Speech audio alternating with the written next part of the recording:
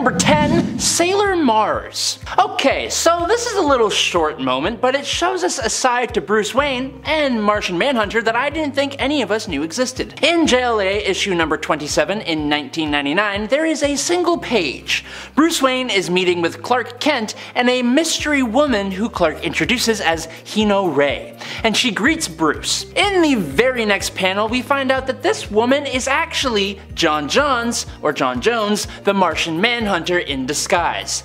How do we know that? Well, Batman says that while the accent was flawless, the name was a dead giveaway. Now this may fly right over your head, it did for me at first, but Ray Hino is the name of Sailor Mars from Sailor Moon. That means Batman, Bruce Wayne, billionaire and mass detective vigilante who has mortally wounded characters like Darkseid and beats criminals to a pulp with his bare hands, and Martian Manhunter, a literal Martian with powers that are stronger than Superman and who is millions of years old and has dealt with the extinction of his own species, both watched Sailor Moon and are big enough fans to use and recognize a name from the show, and not even the name of the main character.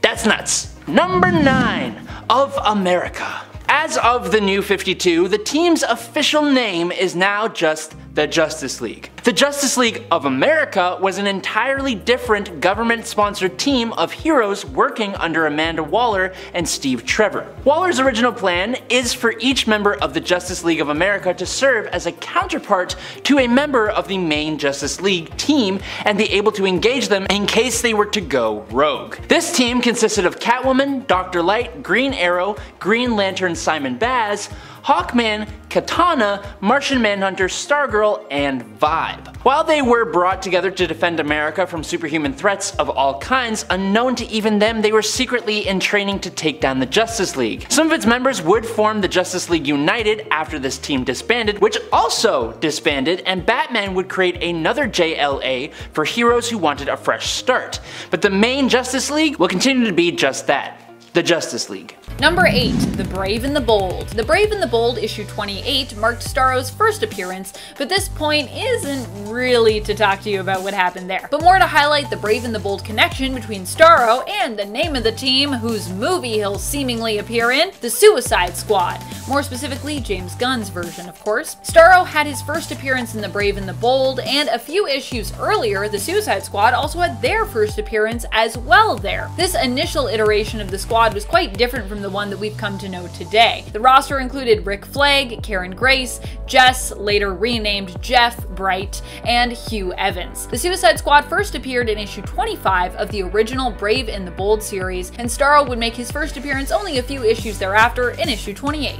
Number 7, First Appearance. We obviously also need to talk about Staro's first appearance though, because it is pretty brilliant, hilarious, but also establishes just how frightening of a villain Staro would go on to become. As I said previously, Staro would first appear in the Brave and the Bold series from the 50s in issue 28. Here, Staro would square off with the Justice League, also recruiting a few Earth-based starfish from the oceans to help him in his plot to take over the world. In the end, he'd then face all of the Justice League together at once and would easily be bested by them during the final showdown of the issue, taking place at Happy Harbor. What a lovely place. Happy Harbor, where dreams come true. They would use the same thing that one would use to defeat Earth starfish, lime, tossing it at their enemy before announcing their victory. They won, yay! This issue, it should be noted, also includes an awesome factoid page on actual starfish. I really like that that's kind of like in the middle of everything, and they're like, these are real starfish, and let's learn some things, kids.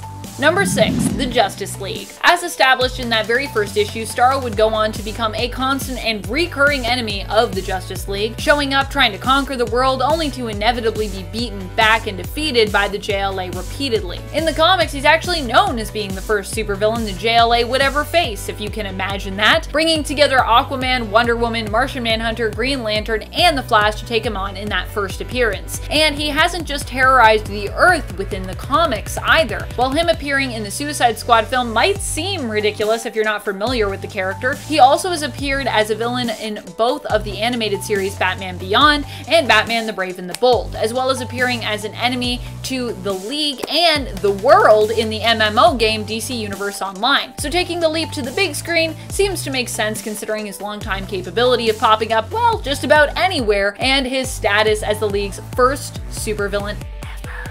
Pretty crazy. Number 5. Force Bolts. So what makes Staro so terrifying when it comes to him being a villain? After all, he's just a giant space starfish, right? So how intimidating could he really be? Well, the answer is still pretty intimidating. Just because Staro might seem like a weird villain in the modern day, don't let his appearance fool you. He's still an immensely powerful supervillain to be feared even now. While his psychic powers are generally what he's remembered for, Staro can also fire deadly force blasts from his tentacles. In other words, while Staro might try to influence you to bow down, even if that doesn't work on you for some reason, you might want to consider bowing down anyways, or face the consequences of getting force blasted to death.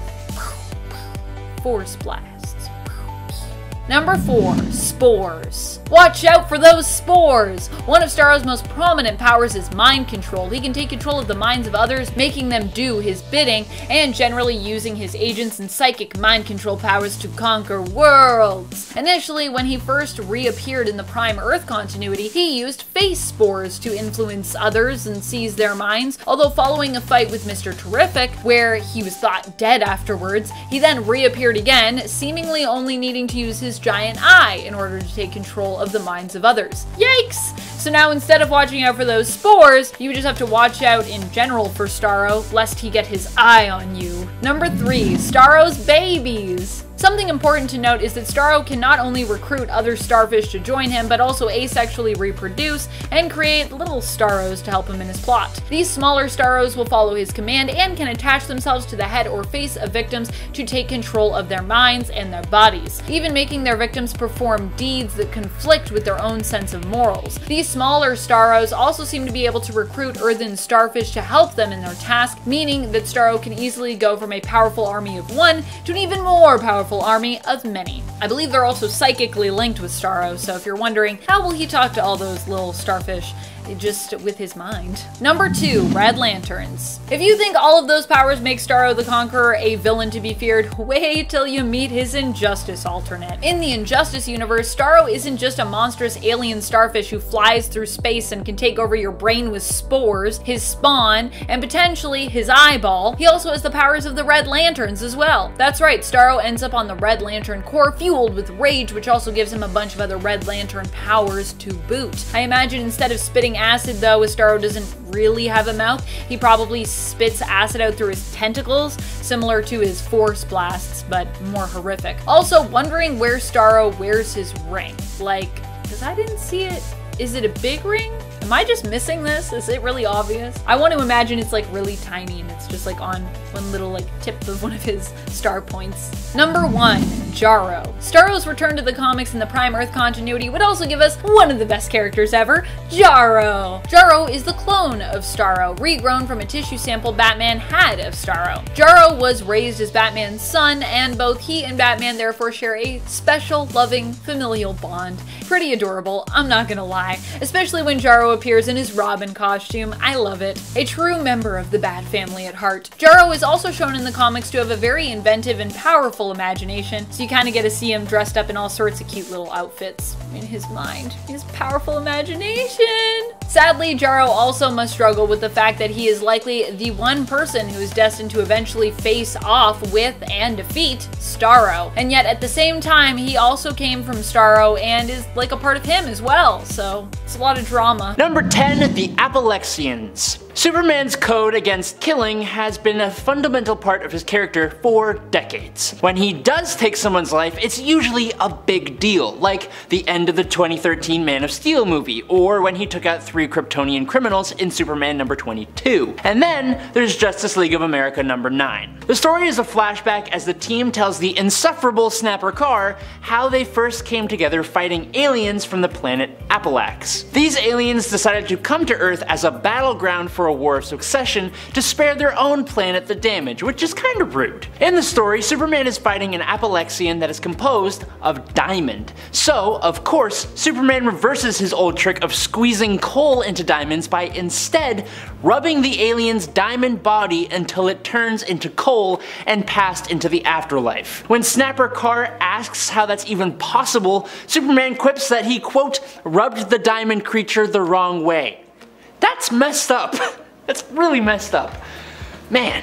Number 9. Society is so 1940. In the lead up to deciding to create a new superhero team, DC had created successful new versions of Golden Age heroes like Hawkman, Green Lantern, and Flash. This meant that a new version of the Golden Age Justice Society of America was a logical next step, but unlike the heroes, the name had to change. Julius Schwartz spoke about the use of the word society, saying, quote, "To me, society meant something you found on Park Avenue." In The Amazing World of Comics number 14, he continued, quote, "I felt that league was a stronger word, one that readers could identify with because of baseball leagues.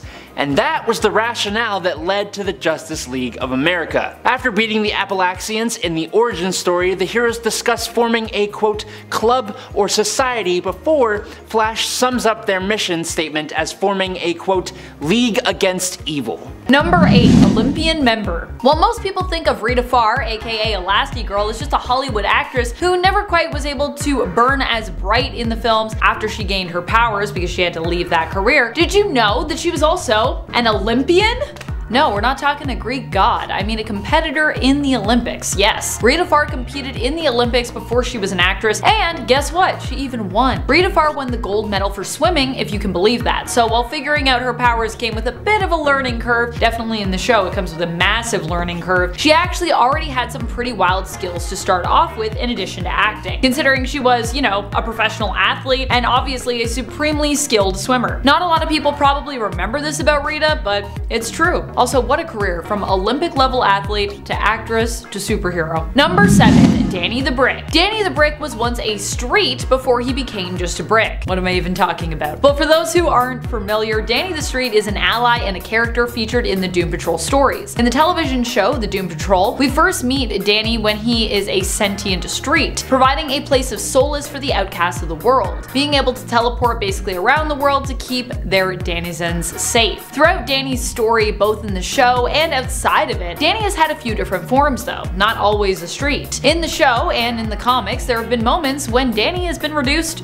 to a brick, becoming Danny the Brick. But Danny has also been Danny the Wheel, Danny the Ambulance, and Dannyland. Number 6. They died. I think one of the most wild things about the Doom Patrol is that, like the X-Men, they initially didn't last too long in the comics. But where the X-Men simply lost steam and were cancelled because no one was interested in reading their book really, the Doom Patrol were actually killed off. Now granted, this was after they still had a few years in their run, which is considered by modern standards to be honestly pretty long for comics these days. But by the old school standards, and considering how long they've continued to go on for now and been around for, it's pretty surprising to hear that, you know, only a few years after being introduced in My Greatest Adventure issue number 80 in 1963, the whole team was already dead by 1968 in Doom Patrol issue 121. Of course, they wouldn't stay dead. In comics, it's very rare that anyone ever does, which is why we can even still talk about them now. But they did die, which I think is pretty crazy. Number 5. The Underground. Technically also an underground railroad. Not the one from history, the one that lives literally rent-free in Crazy Jane's mind, complete with its own stations where some of Jane's personas are found and based. The Underground is literally a place that exists in Jane's mind in the Doom Patrol television series, and what's even weirder is that other people can also go there with her mentally and literally see its layout, literally experience it as she does. Could you imagine if you had a structured inner world representing your mind, and then if, when bringing someone else into it, if you even could do that, they could also see it just as you saw it, clear as day. I cannot imagine that. I don't even think my mind is organized or structured enough to have its own layout, never mind have someone else come into my mind and then see it as I see it. I'm pretty sure people would see it way differently than I do. My mind is super chaotic, spontaneous, constantly fluctuating and changing. I actually think it's pretty amazing, given everything Jane and her personas have been through, that she can have a relatively organized and structured psyche, connecting and housing all of her personas together. Number 4. Dorothy. Dorothy is an interesting character. In the Doom Patrol television series, she is the daughter of their leader known as the Chief, aka Niles Calder, and is also as such pretty involved with the team herself. She's also a super weird character in the sense that in this version of her origin, Niles basically had a romantic relationship with a woman, kinda out of time, basically a cave woman, who becomes Dorothy's mother. Her whole origin is bizarre, as Niles must deal with the fact that his daughter's powers actually make her insanely dangerous, sometimes considering if it would be better if she just didn't exist, despite loving her immensely and dearly because she is his daughter. In the comics, Dorothy's full name is Dorothy Spinner, and she just happens to have a facial deformity as opposed to being the child of a cave woman. She isn't even Niles' daughter in that version of the story, she's just one of the members that comes onto the team. Her facial deformity results in other kids treating her unkindly, and so Dorothy mainly plays with imaginary friends until she realizes her imaginary friends have become real because she has powers. Dorothy's powers, you see, warp reality, and while sometimes she has influence and control over the imaginary beings that she created, at other times they act on their own, doing things even against Dorothy's will. Sometimes her powers also manifest subconsciously, with her having no conscious control over them whatsoever, so she can just warp reality and not even really know that she's doing it. Number 3. Niles Experiments. One of the most shocking facts about the Doom Patrol involves Niles' actual involvement in the accidents that created its members. This is revealed to us both in the television series, but it's also revealed to us as well in the comics in regards to the team's origin story. Here, Niles Calder, also known as the Chief, is the guy who both built the team by bringing them together and providing them a safe haven, and literally created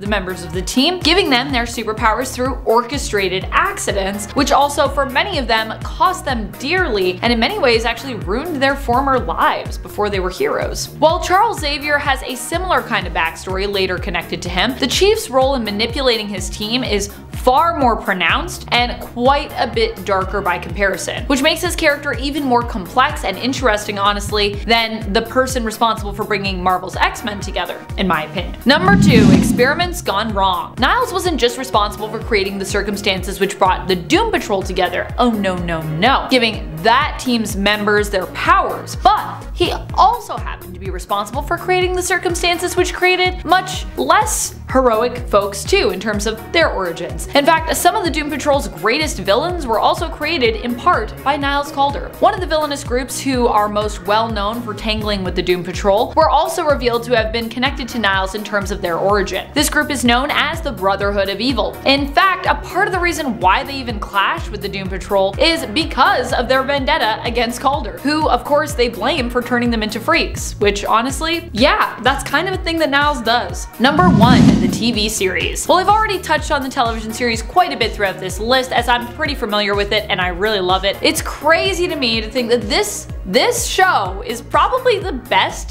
DC based show that I have ever watched. I know not everyone's going to agree with this fact, as it's, you know, less of a fact and more of my opinion, but I gotta say, Doom Patrol for me, it's it. What makes Doom Patrol one of the best DC based TV series for me, and also just one of the best TV series that I've watched in a while, is how committed it is to being bizarre. It doesn't shy away from that at all. It's not bizarre either for the sake of it, it's bizarre because this world and these characters just are that. But at the core of that are characters that, despite being weird and in most cases reluctant superheroes, you can really relate to, which I think is the strength of the show, that it can be so crazy and out there but also so grounded at the same time. It's super interesting to watch. Number 10. Knockoff. Some consider the X-Men to be a Doom Patrol knockoff. This is because the Doom Patrol came out a few months prior. However, when you consider how much work goes into making comics, there are also those that are skeptical this would be even possible. However, the Marvel method that was used back in the day made Marvel Comics a lot more efficient than some realize, and with many artists and writers and just even people behind the scenes going back and forth between the big two, even back then, it could be possible that Marvel would have heard of DC's plans and started their own wild and and weird team inspired by what DC was doing with the Doom Patrol. And friends, before I move on to our next spot on this list, if you love what we do here at Top 10 Nerd and you want more content like this, I highly recommend checking out our DC playlist for even more DC based content. Number 9. X-Men. In reality though, can we really even say that these two teams are similar? Well, that is the reason why so many consider the X-Men to be a potential knockoff of the Doom Patrol, because yeah, they are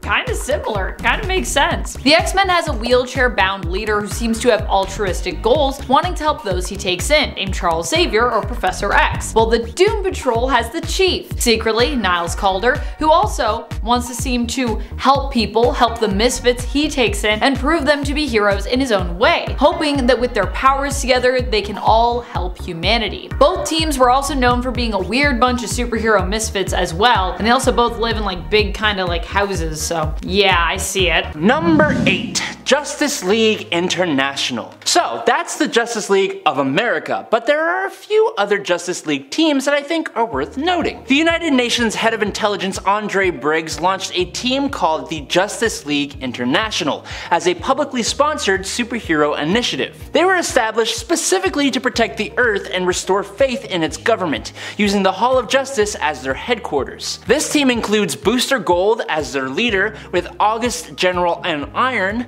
Fire, Godiva, Guy Gardner, Ice, Rocket Red, and Vixen. Their first mission was against the Signal Men, advanced robot scouts of an alien race that were buried for millennia before their activation. The Signal Men alert Paraxis, a fearsome galactic conqueror, to Earth's presence, and naturally, he captures the entire League and announces his plans to destroy Earth, then harvest its resources for scraps, like you do. By learning to work as a team though, the Justice League International are able to neutralize Paraxis and disable the Signal Men. Having completed their first mission successfully, Booster appeals to the UN and they are finally given public support. Yay!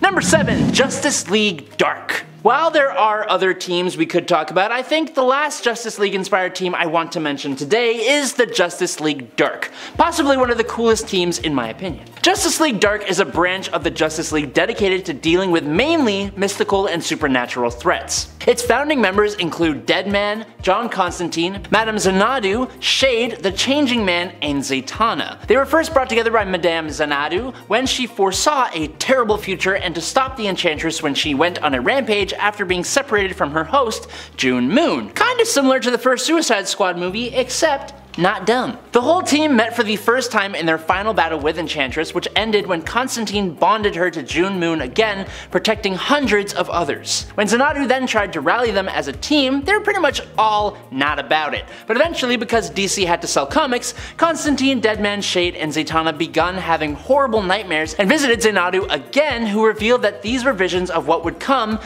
if they would not form a team, and they became the Justice League Dark. I hate saying Xanadu, I'm not going to say that ever again. Number 6. Batman's Hit List. This is probably a bit more of a well-known fact for DC Comic fans, but for some more lax readers, they may be surprised to know that Batman has a plan for how to defeat each member of the Justice League, including himself, if any of them should go rogue. This became the central plot for a story called The Tower of Babel, where Ra's al Ghul steals these plans, and with it, he brings the Justice League to their knees. To defeat Superman, he creates a form of red kryptonite that turns the Man of Steel's skin transparent, causing a sensory overload from the Earth's sun. For Wonder Woman, he creates nanites that lock the Amazonian in a virtual reality where she squares off against an opponent who is her equal until she perishes from exhaustion. The Flash is targeted in the back with a vibrabullet, causing epileptic seizures that, due to his abilities, happen at light speed, making him completely inert. Green Lantern is hypnotized into thinking he is blind, so the ring, which acts upon his will, makes him blind. Batman's Aquaman exploit uses the Scarecrow's fear toxin to induce hydrophobia, making him afraid of the very water that powers him. He does something similar to Martian Manhunter, but with fire, using nanites that cause him to experience perpetual combustion. Plastic Man's unique physiology means covering him in liquid nitrogen and freezing him is the best way to bring him down, and the villain takes this a step further and smashes him with a hammer. And lastly, the way to defeat the Dark Knight is to steal someone he cares for or to distract him. But in the animated version of this story, he actually says his contingency was the rest of the League, and Superman specifically, which I like way more. Number 5. Wonder Woman. Now to preface this, it's more of a Justice Society fact, but it's kind of nuts and has to do with a founding Justice League member. Nowadays, Wonder Woman is a symbol. One of the most powerful beings on the earth, and its strongest warrior is Wonder Woman. She represents feminine power, but comics have been around for a long time, and before things became a bit more fair. When Wonder Woman first joined the Justice Society of America, the Justice League's predecessor by 20 years, she was just an honorary member and was given the grand role of the Secretary. The most powerful woman in the world reduced to a gender stereotype position. Wonder Woman made her first appearance in All-Star Comics number 8, and she was, quote, allowed to appear without a solo series of her own as long as she remained the Secretary, beginning in the 13th issue. From 1942 to 1947, the position remained, and luckily, it didn't last forever. Number 4. Mini-Me. Back in the day, while Superman was a fairly new being, he would kind of have whatever superpower he wanted / needed at the time, until eventually his set table of powers was established. But there is one new power that appeared in 1958's Superman number 125, where Superman learned to fire a tiny version of himself out of his hands. After discovering a tiny spaceship that blows up in his face, Superman loses all of his abilities minus, interestingly enough, his invulnerability. Luckily though, he gained the ability to literally fire a doll-sized version of himself out of his hand that had all of his powers and would go and beat up criminals or melt icebergs. What's hilarious is that Superman even got kinda jealous of the little mini-him. When a guided missile was on its way to the Eiffel Tower, he sent out his little buddy and an onlooker shouted, "How cute!" To which Superman said, "Cute? What nonsense!" Fortunately though for Superman, his mini-me was destroyed by a kryptonite meteorite and Superman's powers were restored. This wasn't the only weird power though. The face of the Justice League and DC Comics has also had the power to shapeshift, control minds, phase through matter, perform hypnosis. He had super ventriloquism, telekinetic vision, and something called, quote, super imagination. All at different points and for various different stupid reasons. Number 3. Marvel's version. It may surprise a few people to know that Marvel has a version of the Justice League. Sort of. Existing on a parallel world to the main Marvel universe, the Squadron Supreme debuted in Avengers number 85 and were pretty obviously a riff on DC's Justice League. Now this team had actually existed in a villainous form in the Squadron Sinister, but its team members were the same, just evil. The members included Hyperion for Superman, Nighthawk for Batman, and Dr. Spectrum for Green Lantern. Later on, more Justice League adjacent characters such as Power Princess for Wonder Woman and Amphibian for Aquaman rounded out the squad. The Avengers, having already met the Squadron Sinister, were obviously a wee bit skeptical, but the heroic teams worked things out. It doesn't change the fact that comic books got a comic book, and every time they met after that, they still wound up punching each other in the face. DC was actually quite upset about this after Marvel released a Squadron Supreme solo series and threatened to sue them. But unfortunately for DC, the Squadron had been around so long, the statute of limitations made this pretty much impossible. Besides, the book sold like garbage anyways, so it doesn't really matter. Number 2. Justice Buster. If you thought Batman having a list of ways to take out the Justice League's individual members was shocking, it's not his only method. Enter the Justice Buster. In the Endgame story, the Joker has twisted the other members of the Justice League with his Joker toxin, meaning we get to see Batman take them all on using this incredibly advanced suit. A suit which Batman invested more money into than 60% of the world invests into their militaries. It has the processing speeds to mark super speedsters such as the Flash, allowing him to aim and trap them with frictionless technology, causing them to slip and lose control. It has a, quote, bind of veils, which basically plays mind games on the opponent to make them think they've won, which is what it did to Wonder Woman before Batman knocked her out cold. It fires a foam made up of magnesium carbonate at Aquaman that envelops him and drains him of the moisture in his body the more he struggles. It has a citrine neutralizer for use against Green Lanterns, but I think a lot of its systems go towards one hero specifically, Superman. It has force fields that deflect optic beams and thrusters and thermals to deter frost breath. But the coolest thing, the suit is also outfitted with, quote, miniaturized red suns on each of its knuckles. I have no idea how this works,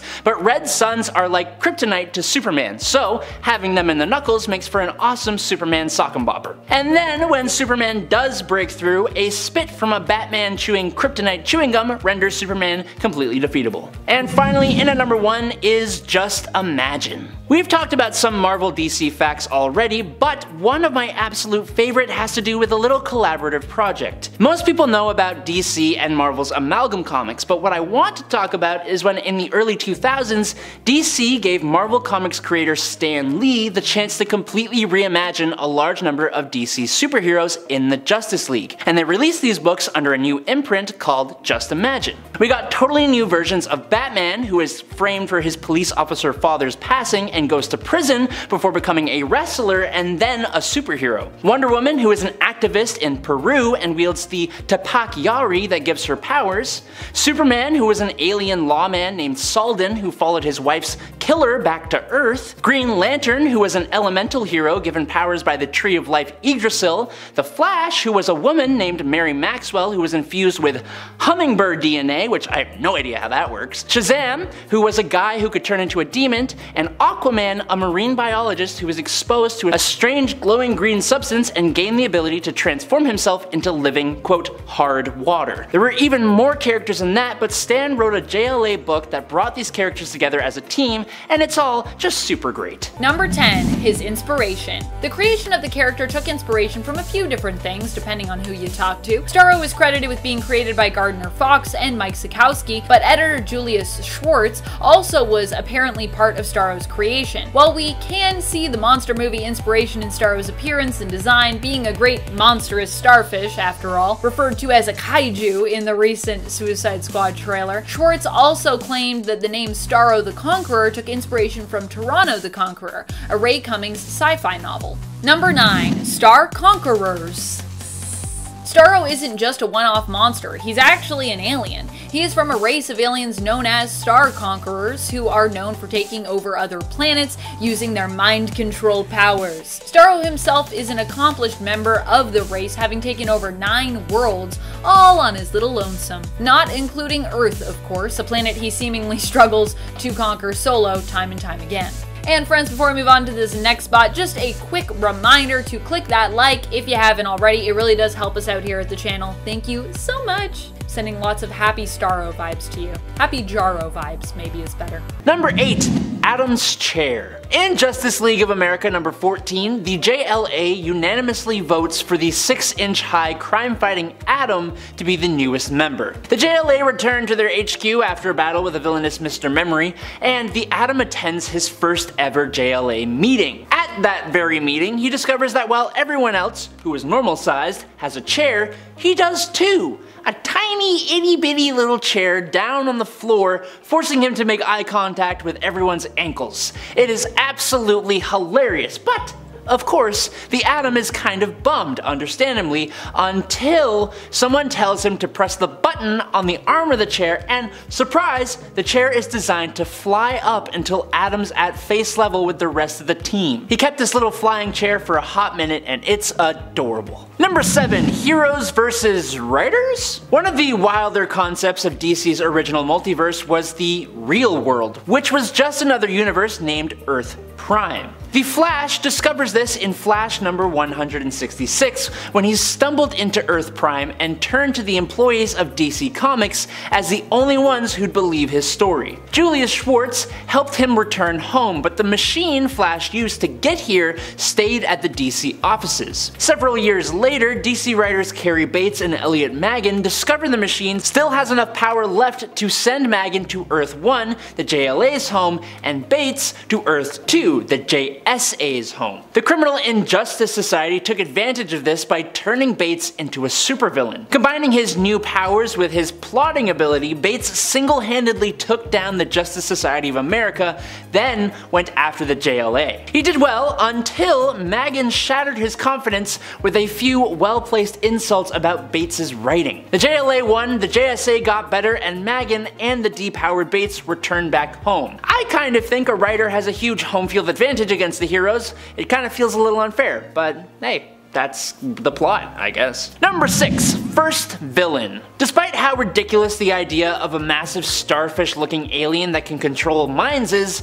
Staro the Conqueror is still one of the Justice League's earliest and most dangerous foes. All the way back in The Brave and the Bold issue 28 from 1960, that's our first ever introduction to Staro. This was before he used starfish facehuggers to control minds, and instead he would use a telepathic beam to control huge scores of people. When Staro did this to a town of people using one of his deputies, the Flash happened to take note of the fact that one kid, Snapper Carr, possibly the most annoying kid to grace the pages of comics, was immune to the effects of Staro's mental control. But it was a mystery as to why. But it turned out that Snapper was covered in calcium oxide lime from when he was working on the lawn earlier in the day. Lime, used by oystermen to fight starfish off of their oysters, also happens to block the powers of Staro, curiously enough, and so Green Lantern grabs a bunch of barrels of the stuff from a nearby farm, and the Flash grabs bags and bags of it from a chemical warehouse,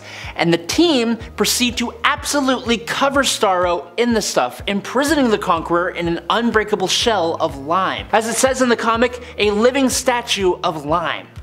Damn. Staro would make several more appearances over the years, during which he would take over both New York and London, fight the Avengers, enslave galaxies, and in one alternate future, conquer the entire universe. And he's a starfish. It's weird. Number 5. Aquaman disbanded the team. In 1984, the JLA went through its biggest shift when Aquaman threw a hissy fit and kicked out all the coolest characters, probably because he was the least cool. After most of the original members failed to help fend off another alien invasion, Aquaman makes the call to dissolve the League and rewrite its charter. The new rules decreed that only heroes who could devote their full time to the JLA could be admitted as members. What was left was an entirely new and stupid Justice League consisting of Aquaman, Martian Manhunter, who is awesome, Zatanna, who is also awesome, Elongated Man, who is also awesome, and a crop of teenage heroes no one cared about named Vibe, Steel, not the Superman Steel, Vixen, and Gypsy. Those last two were the first non-white heroes to be on the team way past the time that Marvel did it. Aquaman then moved the team to Detroit. This was DC's effort to try and make its offerings seem more hip and contend with Marvel's youthful X-Men, so for some reason we got a lot of scenes involving breakdancing. But surprisingly, even with breakdancing, it was not a success. Boo. Number 4. Snapper. Lucas Snapper Carr is quite possibly the most annoying team mascot I have ever seen. Appearing for the first time when the League faced off against Staro, like we just talked about, Snapper Carr is characterized by what DC Comics thought would help their comics relate to the youth. He has a quote, youthful exuberance, incessantly snaps his fingers at literally everything, and has a tendency to inject really groan-worthy humor into serious situations. Sure, his intentions are usually good-natured, but Snapper Carr has earned a reputation among fans as extremely annoying, due to his penchant for making seemingly out-of-place jokes and remarks, even in moments of high tension. Kind of like watching a Marvel movie. His incessant snapping and habit of addressing his peers with nicknames and really out-of-touch ones like Daddy-O came across as overly casual or inappropriate, undermining the gravity of certain situations. His presence does sometimes provide moments of comedic relief, and he remains a distinctive figure in the DC universe, but like, only because we all roll our eyes when we see him, for better or worse. Number 3. They created the Fantastic Four. Right from the start, the Justice League of America raked in the cash for DC Comics. All that money rolling in caught the eye of their competitors, and specifically publisher Martin Goodman and his Timely Comics, the predecessor to Marvel Comics. Goodman ordered his chief writer, a guy by the name of Stan Lee, I think, to follow their example and come up with their own superhero team. Lee teamed up with artist Jack Kirby, and together the two fused minds and pen to create Marvel's first family. Fantastic Four #1 was created, a moment that is considered the birth of modern Marvel Comics. The monumental success of that series led to the creation of a bunch of other heroes, including Iron Man, Thor, and the Incredible Hulk, which in turn, after a delay in the printing of Daredevil #1, Stan Lee doubled down on the Justice League's winning formula and put those characters together to create the Avengers. Number 2. Black Canary. Black Canary has a very weird time in DC Comics and in the Justice League specifically. For starters, the character was created in 1947, so by 1983, DC was having trouble explaining why she still looked to be in her early 20s. To fix that, in Justice League of America number 220, DC revealed that the then current Black Canary was actually, get this, the daughter of the original and was kept in unconscious stasis due to her uncontrollable sonic scream while she grew up, and she just had her no longer with us mother's memories downloaded into her blank brain. As you can imagine, DC canned that idea pretty soon after and would rather you just forget it happened altogether. But then in 1988, a story established Black Canary as a founding member of the Justice League instead of Wonder Woman, which was quite possibly one of the weirdest choices DC could have made. No hate on Black Canary, but instead of Wonder Woman? I don't know what you're thinking. I don't know. And finally, in at number 1, it's an Oreo addiction. Martian Manhunter is actually addicted to a brand of cookies in the DC universe called Chocos, which are similar to Oreos, and honestly, yeah, I totally understand this. He first acquires a taste for the delectable cookie when he isn't working on monitor duty. Basically, anytime he isn't working, he's eating from a bag of Chocos, and becomes something of a joke to his fellow Justice League members. Booster Gold, and Blue Beetle specifically, decide to play a joke on the Martian, so they take his remaining supply of Chocos and purchase the entire stock of Chocos from every retailer in the city. Which is nuts. When John discovers his Chocos are missing, he freaks the heck out and has a massive super tantrum. When he does, his shape-shifting abilities go into overdrive and he hulks out and goes berserk. He tears through the city looking for Chocos, and as he does, his intellect declines. He becomes so brutish and damaging, Booster Gold and Blue Beetle decide they have to lure him to a warehouse to calm him down with their stash of cookies. It's eventually revealed that Chocos contain a chemical that causes a narcotic-like response in Martians. Eventually, however, Martian Manhunter figures out a way to exorcise the dependency from Chocos.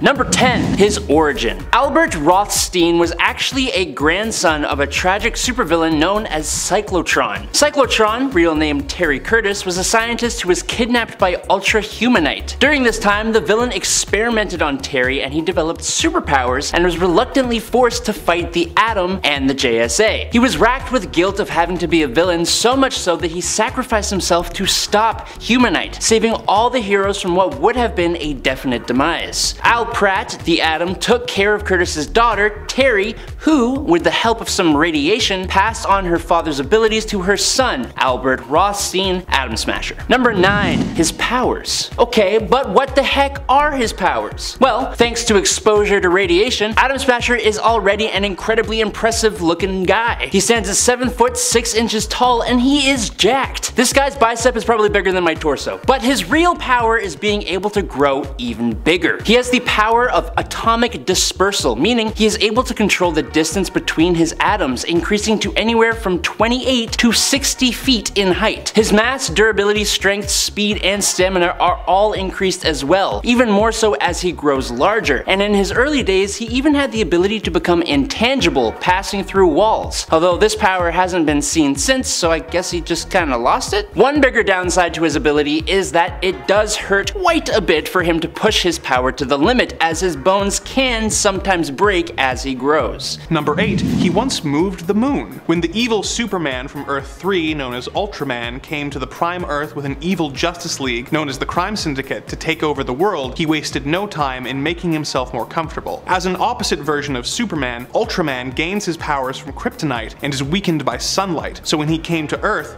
he moved the moon in order to cause an eclipse that would help him remain at his top power levels. He soon came into conflict with Black Adam, who has vowed to destroy anyone who would enslave Earth's people. It was a brutal fight between the two, with Black Adam landing some devastating blows on Ultraman by bringing down his magical lightning on the evil Man of Steel. When Ultraman realized that Black Adam needed to say the word Shazam to bring down the lightning, he grabbed Adam by the jaw and squeezed, breaking his jaw. He cast Black Adam aside into the ocean, where he was saved by Black Manta and taken to Lex Luthor, who worked to revive him. Once revived, Black Adam and Sinestro pushed the moon out of the way of the sun, thus allowing Ultraman Ultraman to be weakened and defeated. Number 7. He is not originally a DC Comics character. Despite many great appearances in the DC Comics canon, and The Rock's constant talk about how his inclusion has changed the hierarchy of power in the DC universe, Black Adam was actually created by Fawcett Comics in 1945. But how did he end up in the DC universe? When Superman was created in 1938, he was an instant smash that spawned many imitators. A rival comic book publisher called Fawcett created the hero known as Captain Marvel, who made his debut just 1 year later in Whiz Comics number 2. Although this may be hard to believe now,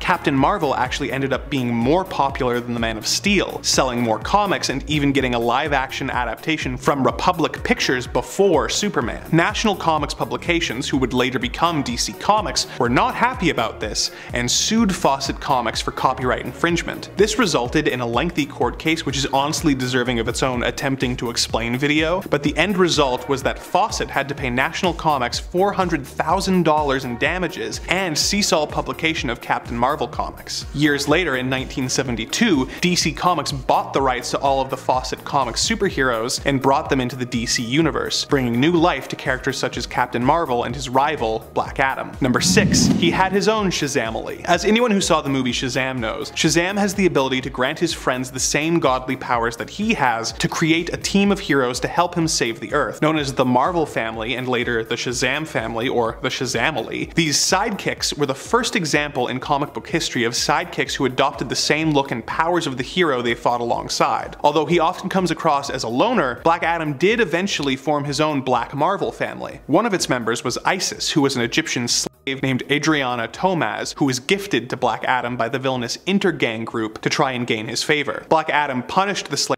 but did eventually marry Adriana, giving her an amulet which allowed her to channel the powers of the Egyptian goddess Isis. Another member of the family was Adriana's long-lost brother Amun, who was also enslaved by Intergang. He was crippled by his captors but was saved by Black Adam, who granted him the ability to become Osiris when he said the words Black Adam. The final member was a humanoid crocodile named Sobek, who eventually ate Osiris, revealing himself to be Famine, one of the 4 horsemen of the apocalypse. Number 5. He was defeated by Uncle Dudley in his first appearance. In his first appearance in Marvel Family number 1, Black Adam returns to Earth after being banished by the wizard Shazam to the farthest star in the universe. He has spent the last 5,000 years flying his way back to Earth, and he immediately decides to get to conquering. He fights the entire Marvel family, including Captain Marvel, Captain Marvel Jr., Mary Marvel, and even Uncle Dudley. While all the other members of the Marvel family have the powers of Shazam, Dudley is a fraud who says the magic word and then tears off his clothes to reveal a homemade Marvel suit and pretends to have superpowers. As the superpowered foes fight,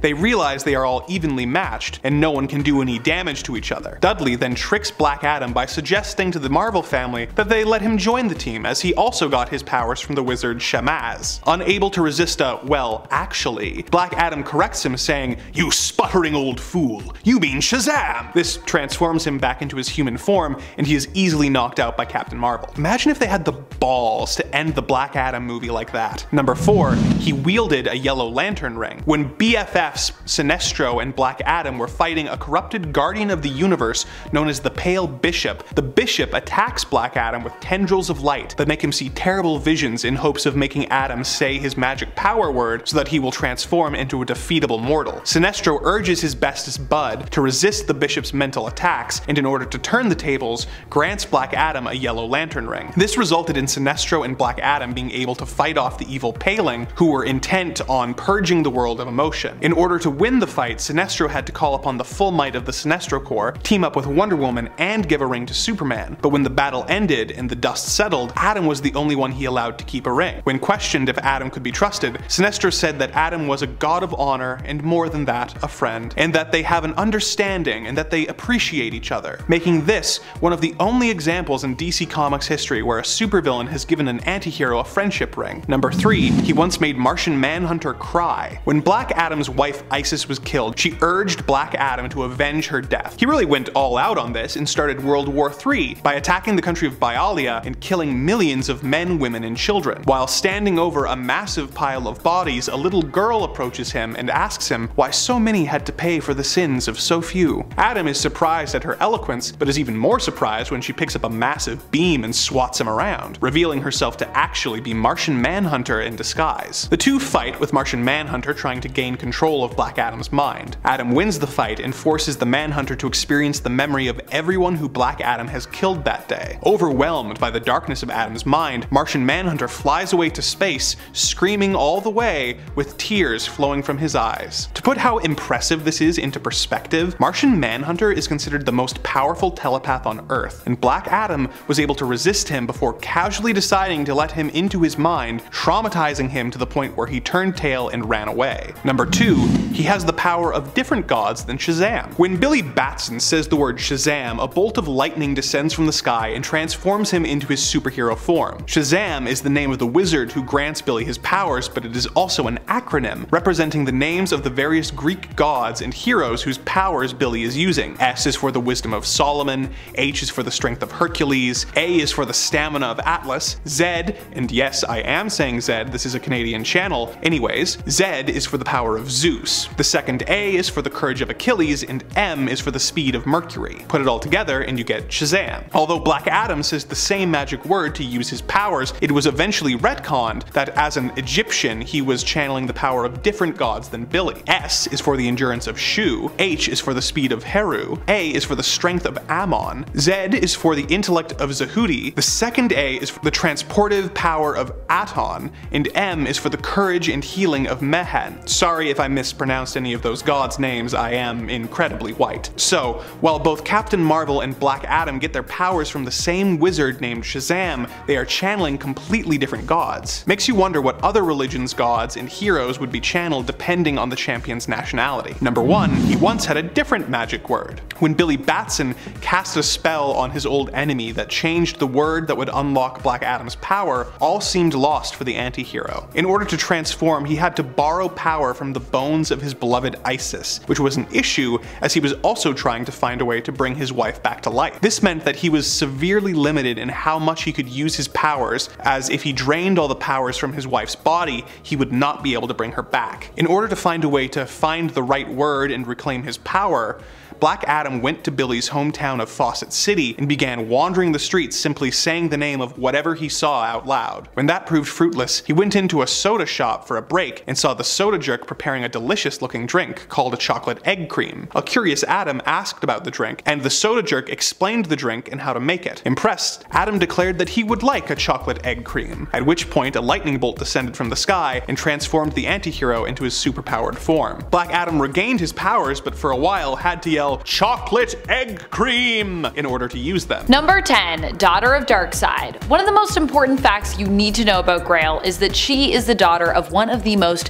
feared villains in all of the DC universe. Or perhaps even the multiverse. Her dad is none other than Darkseid, the Inevitable. Darkseid is known for being an enemy to pretty much all major superheroes in DC, mainly acting as an adversary to the entire Justice League all by himself. He is a master strategist, supremely strong and durable, and often fights using his Omega Beams, which are also capable of transporting people away to apparently experience countless tedious lives with the Omega Sanction, which is how he actually disposed of Batman when we all thought he was dead. Darkseid is known as a new god and is often shown to be the merciless ruler of Apocalypse. And friends, before we move on to our next spot on this list, if you love what we do here at Top 10 Nerd, show us that you love us by clicking that like button. Likes for Grail. Number 9, Omega Beams. Grail herself has the best of both worlds when it comes to her heritage, but we'll talk about her mysterious mother's side of the family a little later on this list. For now, we are focused on Darkseid and what she got from him. From her father, Grail seems to have inherited his strength, his durability, although both her parents likely passed both of those things on to her. But more specifically, she also inherited his Omega Beams. The Omega Beams are known for being powerful enough to even break and damage those things that are deemed unbreakable, and often shown to be a form of attack that never misses its target. Although despite inheriting his great power, you might also be surprised to find out how Grail feels about her dad, Darkseid, later on in this list. Number 8, Nuon. Speaking of his earlier days, Albert Rothstein made his superhero debut under a different name than you may think. Initially, Al went by the superhero alias of Nuon, and he was an original member of the superhero team called Infinity Inc. He first appeared in All-Star Squadron number 25 by Roy Thomas with a red mohawk and a red martial arts headband. He did look kind of cool, I'm not gonna lie, but in that very 80s way. His abilities were very helpful for the team, which got him high up in the world. He eventually ended his experience with Infinity and instead joined the Justice League and became a full-time member. After Rothstein ended his time as Nuon, he was replaced by fellow Infinity Inc. member Jerome McKenna. If you guys are learning anything from this video, or you just enjoy the content, make sure you drop a like or subscribe here at Top 10 Nerd to show us your support. Everyone could use a little support now and again. Number 7. The JSA. After his time as Nuon, Albert took on his Atom Smasher name and joined up with the Justice Society of America in JSA number 1 by James Robinson. While he isn't an original member of the team, his godfather, the Atom, absolutely was, and since joining, Atom Smasher has cemented himself as just as important as some of its founding members like Jay Garrick, Alan Scott, and Dr. Fate, with Smasher having hands in some of their biggest stories like Black Rain and World War III. Number 6. His mama. A lot of superheroes suffer from losing their parents. For some, it's an inspiration that got them where they are. For others, it hangs over them like a dark cloud. For Atom Smasher, it's certainly the latter. Atom Smasher actually only lost his mother after he had already been an established hero. This happened at the hands of Cobra, leader of a crazed cult. Atom Smasher almost completely destroyed Cobra for this, but was stopped. So instead, he teams up with someone we're about to talk about and gets his revenge later on. Then, even later on than that,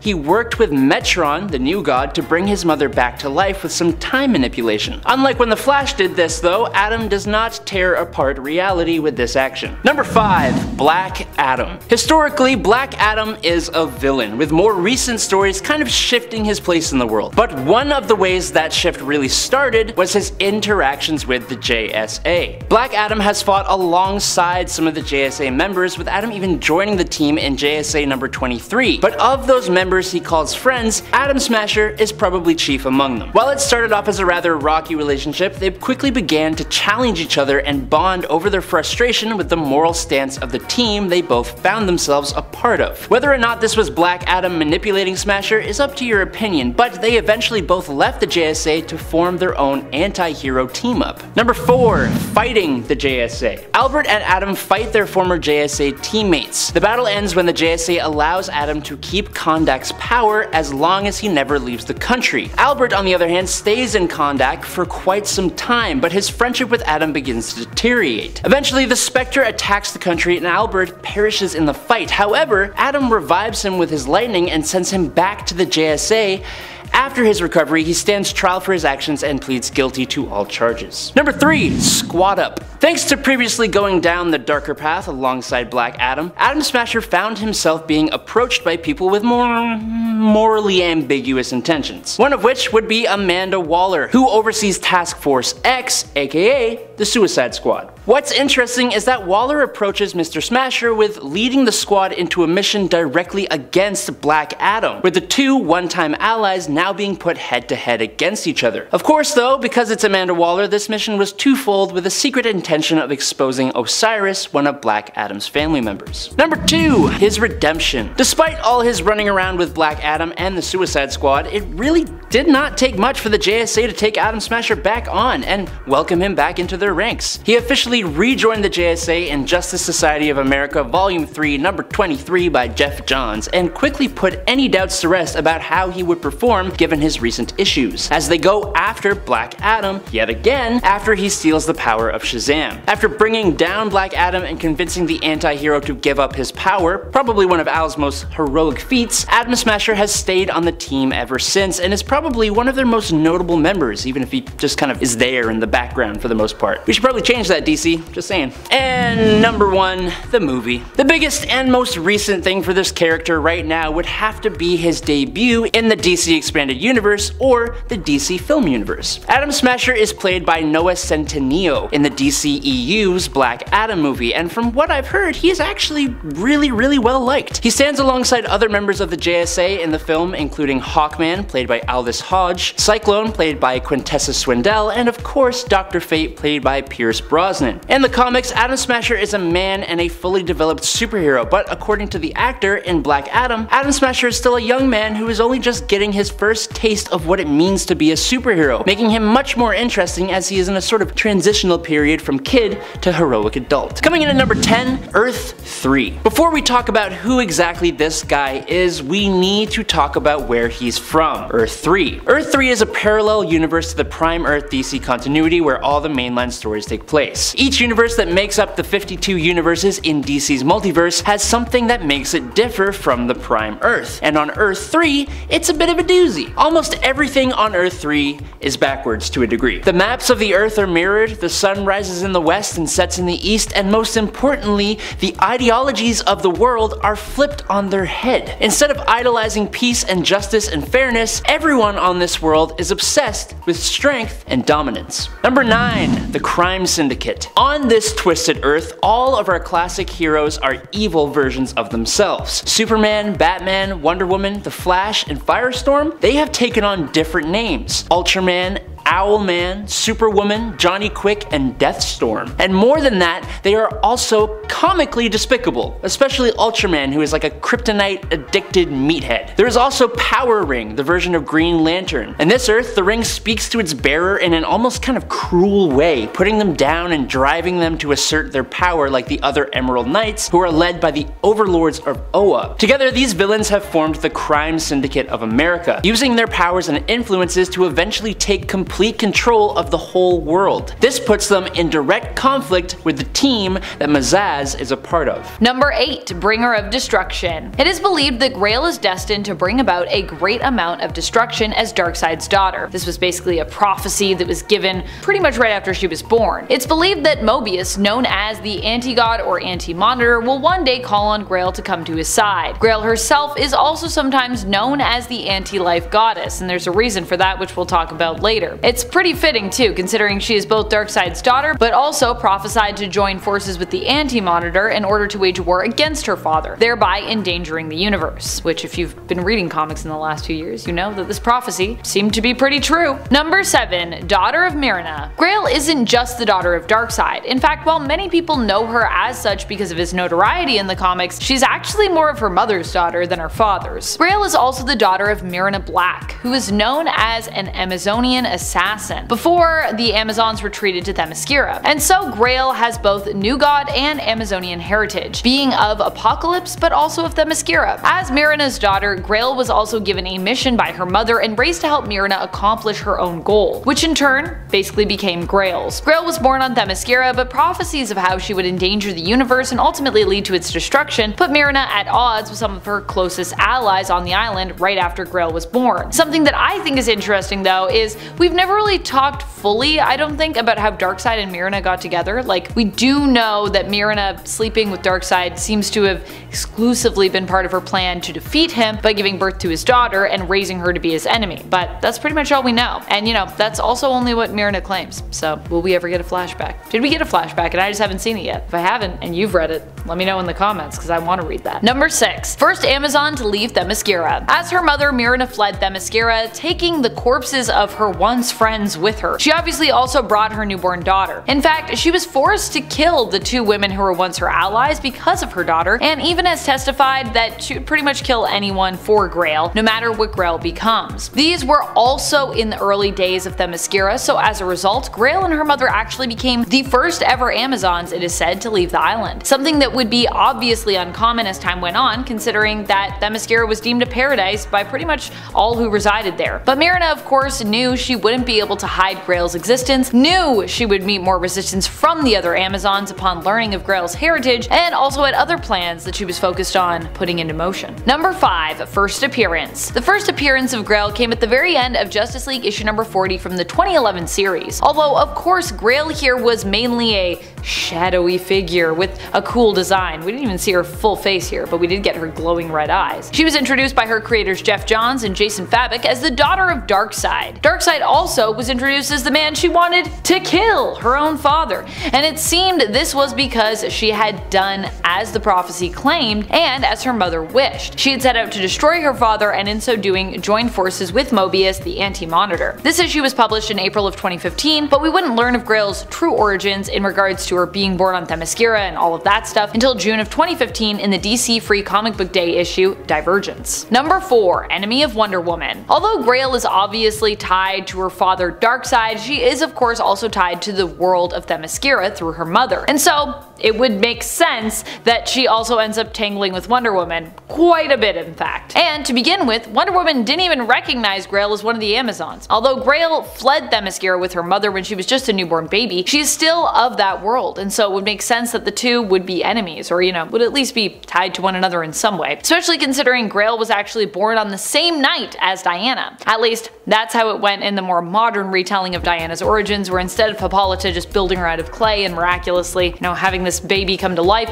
she was born naturally, and that was simply like a cover story. The daughter of Hippolyta and Zeus, an origin that Hippolyta chose to hide to protect herself and her people against the jealousy of Hera, and likely to protect herself against, some of the stigma of having slept with a male deity, which people probably would not be a big fan of as Amazons. So from the moment Grail and Diana were born, sharing the day of their birth, it seems like they were fated to have their stories intertwined. Number 3. Stronger than the Justice League. Not only is Grail the enemy of Wonder Woman, but she's also been shown to be even more powerful than that. When Grail first arrived on Earth during the events of Darkseid War, she not only made quick work of Wonder Woman, but even before that made quick work of the Justice League members she came up against. Grail was shown to be powerful enough to even straight up break Diana's bracelets. In fact, she bested the League and then some when it came to supers. Anyone who stood in her way initially seemed to be no match for her power or for her commitment to her mission, defeating her father. Number 2. Goddess of Anti-Life. While Grail herself would not deal the final blow to Darkseid, with that honor going to the joint efforts of Mobius, aka the Anti-Monitor, and Darkseid's ally, the Black Racer, who was basically turned on his master by Mobius himself, she would get to reap the benefits of helping to bring about his demise, which,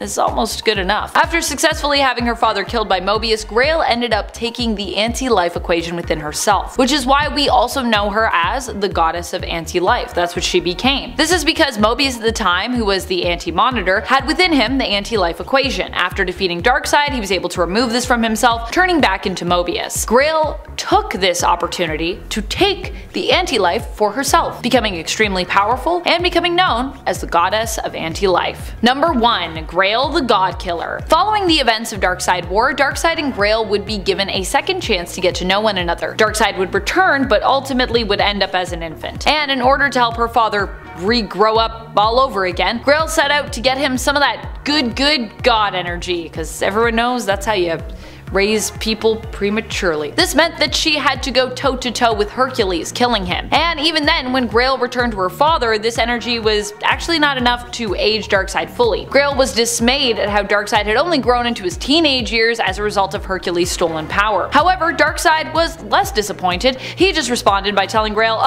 don't worry, they're just gonna have to kill more gods, that's all. Hence Grail's title as the God Killer. Although really, Darkseid was also a new god, and even before she set out to kill the gods of Olympus, she also helped to have him killed as well, so she's really earned that title in my books. She's double God Killer. Grail truly is an epic character. Not really a hero, but also not always a villain. Well, I guess she's kind of always a villain. She's kind of an antagonist always, but not always a villain. She's something more complex when it comes to her origins and oftentimes her motivations. Number 10. He has 2 different origins. Despite an ever-shifting continuity, most major DC characters tend to have pretty consistent origins. Batman's parents always get shot in an alley, Superman is always sent to Kansas from the dying planet of Krypton, and Hal Jordan always gets his power ring from a dying Athens sewer. Black Adam, however, has 2 very distinct origins. In his original origin, he was an Egyptian prince named Teth Adam, whose good deeds impressed the wizard Shazam. Shazam makes Adam his champion, granting him his powers and making him a superhero. Adam serves Shazam for centuries, but eventually falls prey to the wiles of Shazam's evil daughter Blaze, and becomes corrupted, killing the Pharaoh and seizing the throne for himself. Shazam strips Adam of his powers, killing him and storing the powers in a scarab necklace. Centuries later, Adam was reincarnated as an archaeologist named Theo Adams, who discovers the scarab and reclaims his power, becoming the main antagonist of Billy Batson, who was the hero Captain Marvel, until weird legal finagling made him adopt the superhero name Shazam instead. In the revised origin, Teth Adam was a slave in the country of Kandak, whose family was killed. Adam eventually escaped with his nephew Amun, and both were transported to the Rock of Eternity. The wizard Shazam made Amun his champion, and Amun and Adam were granted powers to try and liberate Kandak. Though Amun wanted to use their powers to bring peace, Adam wanted revenge against his captors and killed his nephew to gain his powers, viewing it as a necessary sacrifice. He turned against the Council of Eternity and killed all its members save for the wizard Shazam, who defeated him and banished him and renamed him Black Adam. Number 9. He is the ruler of Kandak. Although a former member of the JSA, Black Adam eventually left the team and formed his own team consisting of criminals, morally grey metahumans, and other ex-members of the JSA who had tired of the team's strict no-killing rule. They called themselves Black Rain and began a coup to take out the tyrannical military government of Kandak. Black Adam installed himself as the new ruler / protector of Kandak and began plans to take over other countries in order to reshape them in his image. This plan was abandoned after the JSA fought Black Adam to a stalemate and convinced him to instead remain the ruler of Kandak and live in peace. Number 8. The Legion of Justice. So just as all the heroes are bad guys, the villains that we know are heroes. We get to see this in an Infinite Frontier story called Crime Syndicate from 2021. Now, Mazaz as we know him from the Forever Evil event in the New 52 does not show up in this story, but all the other characters of Earth 3 do,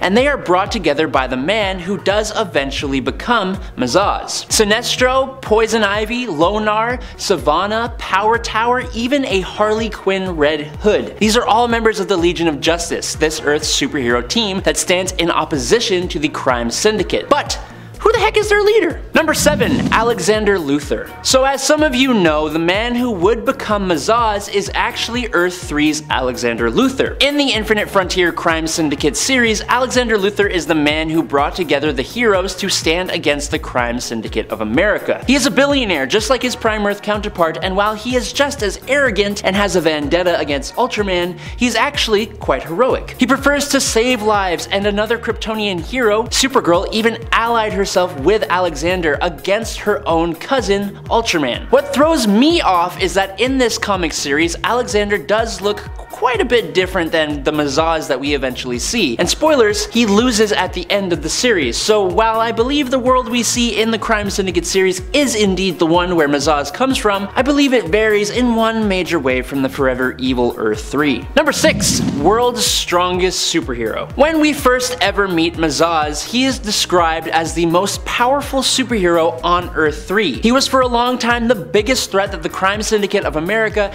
ever faced, and he has even taken the lives of a lot of the CSA's members, using his superpowers, which we will talk about in a sec. So right from the get-go, this version of Alexander Luthor in Forever Evil has actual superpowers and was incredibly adept with them. But another big difference to the Lex Luthors we are used to is that this guy has got a full head of red hair and a big old beard. He looks kind of like Chuck Norris. You remember when that was a meme that we could just never escape? Also, while Crime Syndicate Alexander was heroic and wanted to save lives, Mazaz is almost unhinged. He's extremely dangerous and he attacks everyone. The Crime Syndicate and the Prime Earth characters trying to save the day, but what makes him so dangerous? Number 5. Power absorption. If you have a keen eye, or maybe you already know the story, then you'll know that the word Mazaz is actually just Shazam backwards. Remember how I said everything on Earth 3 was backwards? Well, that's what that is. So Alexander was just a regular guy, as much as a Luthor can be, until at some point in his life he figured out how to take the powers of superpowered beings that he takes the life of while in striking distance. It seems that the first person who lost their power